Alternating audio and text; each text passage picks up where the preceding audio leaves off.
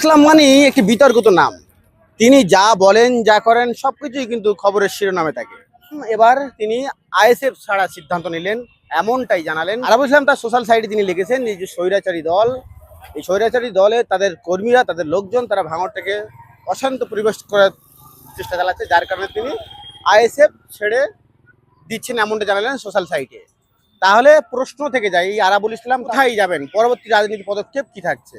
ইতিমধ্যে কয়েকটি শিবির যে প্রশ্ন উঠে যাচ্ছে যে তাহলে কি আরাবুল ইসলাম ইতব্রত তৃণমূলে যোগ দেবেন, নাকি বিজেপিতে যোগ দেবেন, নাকি কংগ্রেসে যোগ দিবেন, সে নিয়ে কিন্তু প্রশ্ন থেকে যাচ্ছে। তবে ইদানিংকালে আরাবুল ইসলাম রাজনীতি থেকে একটু সরে গিয়ে নার্সিং হোম উদ্বোধন করলেন, কারণ মূলত সেখানেই তিনি বেশি সময়টা দিচ্ছেন।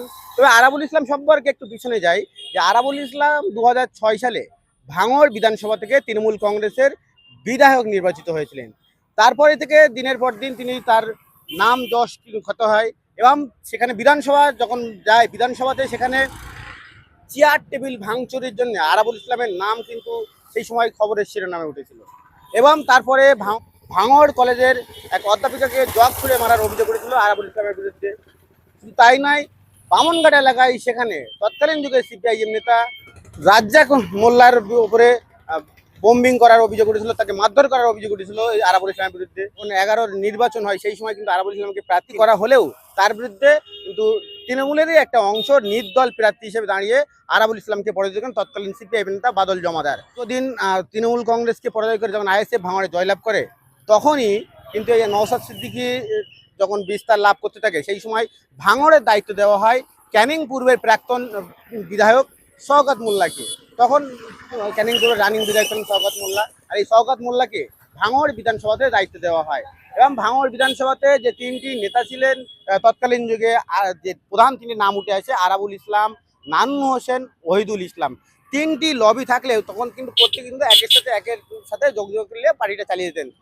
যখন যখন ওই দুজনের মৃত্যু হয়, পরবর্তীতে আরাবুল ইসলাম একা হয়ে পড়েন, তখনই কিন্তু এই শওকত মোল্লাকে ভাঙড় বিধানসভাতে অবজারভার করা হয়।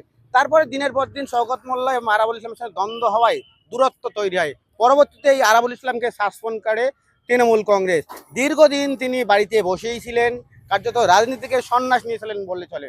অবশেষে বিধানসভায় যে 26 বিধানসভা নির্বাচন এসছে, সেই বিধানসভা নির্বাচনের ঠিক কয়েক মুহূর্তে আগে বা কয়েকদিন আগে আরাবুল ইসলাম তৃণমূল কংগ্রেস ত্যাগ করে নওশাদ সিদ্দিকী এবং তার ভাই আব্বাস সিদ্দিকীর সাথে কথাবার্তা বলে পুরপুরা শরীফে গিয়ে আইএসএফ যোগদান করেন আরাবুল ইসলাম। তবে আজকে ভাঙড় 2 নম্বর ব্লকের ভগবানপুর গ্রাম পঞ্চায়েতে সেখানে অনাস্থা প্রক্রিয়ার মধ্যে ভোট গঠন ছিল, এবং সেখানেই হঠাৎ করেই দেখা যায় এই আরাবুল ইসলামকে। কেননা এতদিন আরাবুল ইসলামকে কার্যত নওশাদ সিদ্দিকী বা তার দল আইএসএফ তাদের সাথে দেখা যেত, কিন্তু আজকে সেখানে খয়রুল ইসলামের পাশে দাঁড়িয়ে দেখা গেল। এই খয়রুল ইসলাম আর আরাবুল ইসলাম একসময় আদায় কাজ করা ছিল।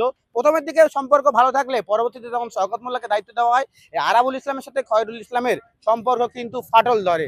তবে যখন একদিকে আরাবুল ইসলাম পঞ্চায়েত সমিতি টিকিয়ে রাখার লড়াই, অন্যদিকে তৃণমূল কংগ্রেসের অন্যদিকে খয়রুল ইসলামের তখন গ্রাম পঞ্চায়েত টিকিয়ে রাখার লড়াই, কারণ দুজনার বিরুদ্ধেই কিন্তু অনাস্থা আনেছে আইএসএফ, যার ফলে দুই শত্রু এক জায়গায় হয়ে আজকে তারা কিন্তু এই বোর্ড গঠন করার চিন্তা ভাবনা নিয়েছে। তবে এখানেই প্রশ্ন থেকে যায়, তখন ফেসবুকে সোশ্যাল সাইটে আরাবুল ইসলাম জানিয়ে দিলেন যে তিনি আর দলে থাকছেন না, অর্থাৎ আইএসএফ দলে তিনি আর থাকছেন না, এমনটা জানিয়ে দিলেন।